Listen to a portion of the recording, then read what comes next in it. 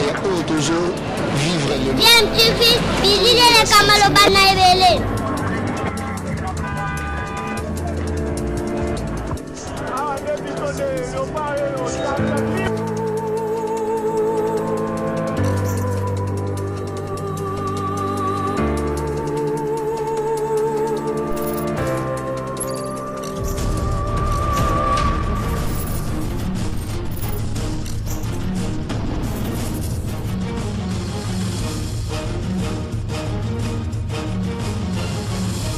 James, tu veux toujours un enfant. Restez là-bas.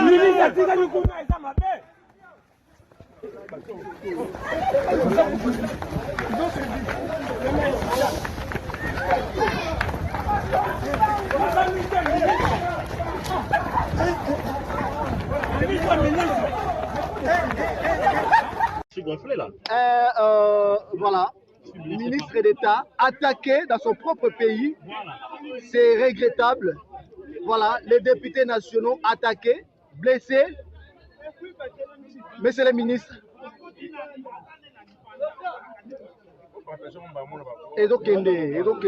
Monsieur le ministre, un mot, vous êtes attaqué. Et comment va d'abord, premièrement, la santé? Est-ce que vous êtes touché par balle ou... Non, ça va, nous sommes en état, mais nous déplorons effectivement à côté de nous les gens qui ont été touchés par des balles. On est dépassé, on est complètement dépassé. Comment est-ce que dans notre pays, un membre du gouvernement nous pouvons subir des... Vraiment. C'est incroyable. Nous attendons les forces de l'ordre. Il a attaqué des députés nationaux. Il a attaqué un ministre d'État chargé des infrastructures en exercice de ses fonctions. Une trentaine de balles. On se croirait à l'est du pays.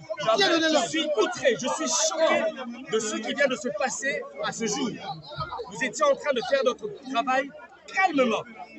Et le monsieur qui paraîtrait belge, a ordonné à la police congolaise d'attaquer un ministre d'État et des députés nationaux. Demain, ils vont quitter Je ne tolère pas cela. Merci beaucoup. Demain. C'est tellement grave, mes chers compatriotes.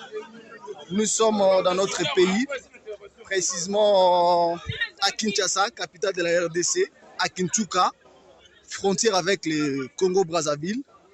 Voilà, le cortège de l'excellence. Ministre d'État en charge des infrastructures et travaux publics. Il vient d'être attaqué, c'est pas possible. Regarde, Talana Nuzamba Roto Blanchard, journaliste à Zoki, donc Congo Nabiso, Oyo Sengeli, donc ministre d'État, ministre de la Défense, ministre intérieur, et Zatebo Vana Nabanda, qu'on a bureau, on a bien Sengeli, bon, quitta sur place. Ce qu'il faut, qu'on soit la guerre, qu'on lance guerre contre l'individu, Oyo. C'est pour donner un coup d'accélérateur au projet Kinshasa Zorotrou que le ministre d'État, ministre des ITP, a visité les différentes artères concernées par ce projet. Sur instruction du chef de l'État qui tient à améliorer les conditions de vie des Congolais en général et des Kinois en particulier, Alexis Guissaro Mouvouni, accompagné du vice-ministre de l'Intérieur, a procédé d'abord à l'ouverture à la circulation de la route Triangle Cité Verte au croisement des avenues Bypass et LDK. Ensuite, le cortège a pris la route pour l'avenue de Libération non loin de l'UPN en pleine réhabilitation. C'était aussi l'occasion pour le ministre d'État de jeter un œil sur le projet ABC au niveau de l'avenue Massikita qui subit des réparations et des travaux de lutte anti-érosive dans cette même partie. À Walungu, c'est la réhabilitation et la construction des caniveaux qui seront reliés à l'avenue Ngouma où les travaux de l'asphaltage sont terminés. Le dynamique, Alexis Guissaro, s'est imprégné également des travaux achevés sur haute tension et LDK où l'entreprise a dit Construct avance dans la réhabilitation de la chaussée. Pèlerin infatigable, le patron des ITP s'est rendu sur l'avenue des Écuries au niveau de Jean 23, puis à Bassoko et à Oua dans la commune de Kintambo, de Sosimat à GB et enfin à la boucle Hôtel de Ville de Kinshasa et l'avenue du marché envahie par les commerçants. Alexis Guissaro s'est dit satisfait de l'avancement des travaux dans ces sites.